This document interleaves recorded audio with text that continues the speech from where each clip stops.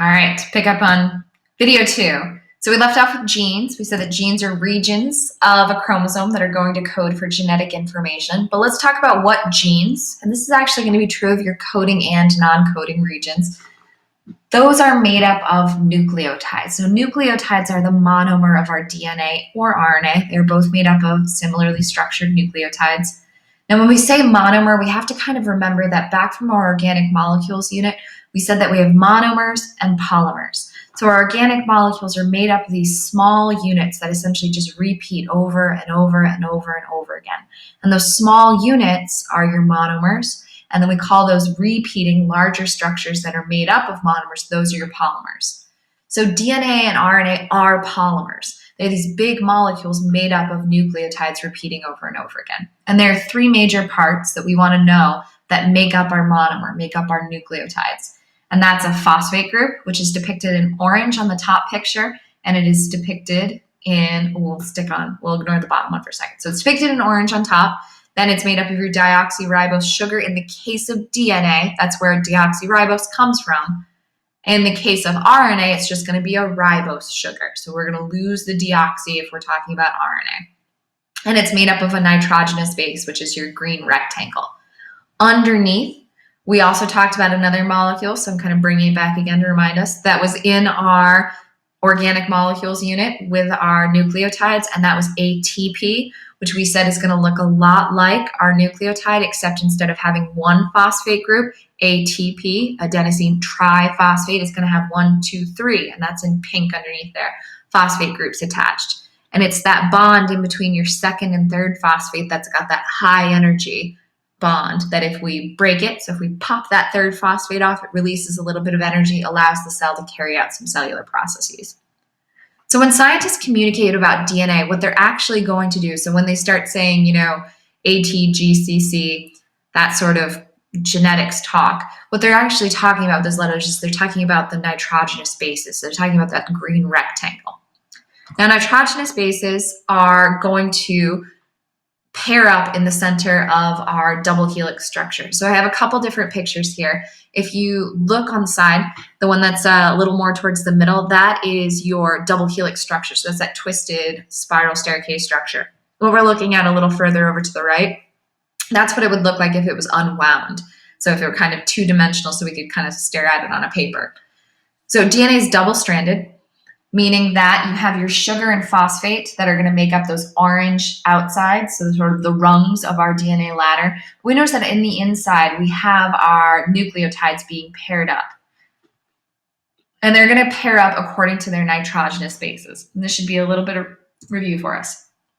So in DNA, we have 4 nitrogenous bases. You're going to have guanine and cytosine. Those 2 are always going to pair up with each other in DNA. And you have adenine and thymine. Those 2 are always going to pair up with each other in DNA. So what that means is if I tell you on one side of a DNA strand that you have guanine and I ask you what's on the other side of the DNA strand, it is cytosine 100% of the time. Guanine never partners with anybody other than cytosine. And it goes the other way. If I tell you you have cytosine on one side and I ask you who's on the other side, it's guanine 100% of the time. Same thing with adenine and thymine. Now, RNA gets a little funky because guanine and cytosine, that doesn't change. G and C pair up in DNA and RNA, but we lose thymine in RNA and it becomes uracil that's going to be the base pair or the complement to adenine.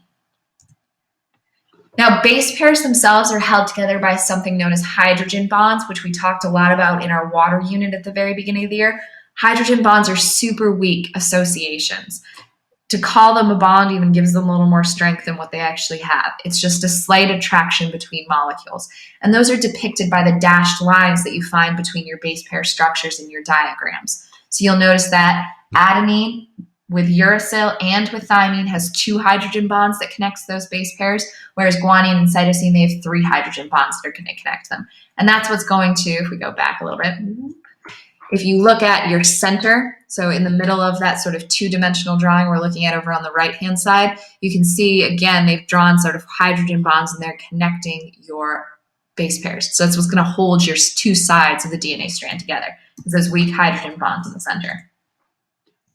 There we go. All right, so that was our base pairs in the center. We also have this sugar phosphate backbone. So that's depicted sort of in the region that has the darker yellow boxes around it. And that's going to be made up of your 5-carbon sugar and your phosphate groups. Now, what's going to happen with those, because this is a monomer, remember? So we have our phosphate, our sugar, and our nitrogenous base, but they repeat over and over again. In order for this to form a polymer, so a molecule that's one large molecule made up of those monomers, we need our monomers to bond to one another. So where we're actually going to have our nucleotides attached to one another is the sugar of one nucleotide is going to bond to the phosphate group of its neighbor. And it's going to form a covalent bond that has a special name. It's called a phosphodiester bond. So where this is going to happen is if you look over here at our diagram, and I have another diagram underneath here for you guys. If you look at the phosphate, which is the P that has the circle around it, you'll notice that it attaches to the 5-carbon sugar, which looks like a pentagon with an oxygen in the center. That line that goes from that P straight up to that pentagon, that is your phosphodiester bond. That's your covalent bond. Covalent bond's a lot stronger, which means it's your base pair, your sugar phosphate backbone, not base pair. That's going to really hold this molecule together. It's going to give it a lot more structure. Now, the way that this bond is going to be formed, just like all of our other bonds that we found, is that you have an OH group that's going to get lost from, you have a hydrogen that's going to get lost from your phosphate group, an OH group that's going to get lost from your sugar, which means that you're going to lose H2O and it's going to form a bond between the two of them. And that's an example of dehydration synthesis. So that's where your bond forms. So the DNA strands themselves, if we look at how our monomers are oriented, DNA is actually made up of two what are referred to as anti-parallel strands, meaning if you look at each side of a DNA strand, because it is double-stranded, they move in opposite directions. So the easiest thing to look at is look at your phosphates. In this, I'm looking at the two-dimensional drawing over kind of on the right-hand side. If you notice over on the left-hand side of this, your phosphates are pointing up. And over on the other side, your phosphates are pointing down. This is what that anti-parallel structure is. It's like one side is right side up, and then the other side matches up, but it's like somebody flipped it upside down. And that's what it means for them to be anti-parallel. It means they move in opposite directions. And this becomes important because DNA is going to have to replicate or copy itself a very special way because it has this anti-parallel structure. One of the things we need to know that is a result of this anti-parallel structure is we need to learn the naming convention for our two sides. So there's a 5' and a 3' side to our sugar phosphate backbone. The prime designation has to do with the structure of these different sides.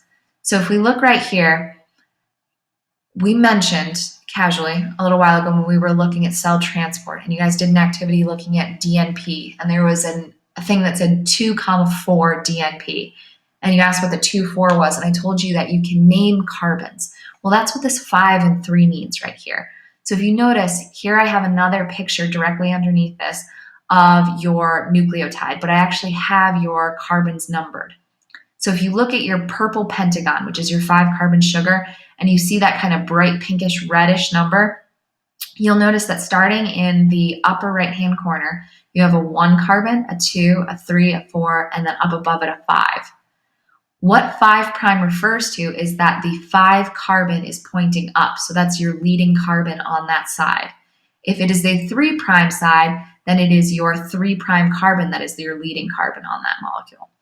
So if we look back over here at our diagram, this side over here where the arrow just showed up, we have our 3' side pointing down. So there's your 3' side with your 3' carbon at the end, and there's your 5' side.